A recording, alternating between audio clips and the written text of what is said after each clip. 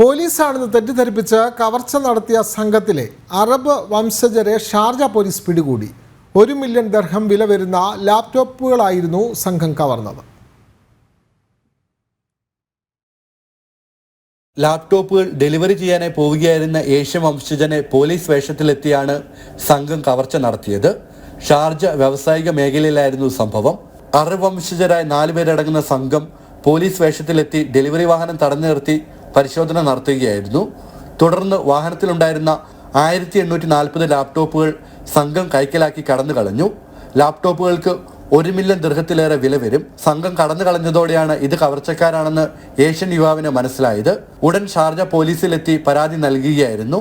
തുടർന്നാണ് കവർച്ചക്കാർ വലയിലായത്. വിവരമറിഞ്ഞുടൻ പോലീസ് അക്രമികളെ തിരിച്ചറിഞ്ഞെന്നും 48 മണിക്കൂറിനുള്ളിൽ പിടികൂടിയെന്നും ഷാർജ പോലീസിന്റെ criminal investigations department deputy director colonel Abdul Rahman Nasser Al Shamsi പറഞ്ഞു. കൊള്ളയടിച്ച ലാപ്ടോപ്പുകളും കണ്ടെത്തിയിട്ടുണ്ട്. അറസ്റ്റിലായവരെ തുടർ നടപടികൾക്കായി കോടതിയിൽ ഹാജരാക്കിയതായി പോലീസ് അറിയിച്ചു. ജനം, ദുബായ്.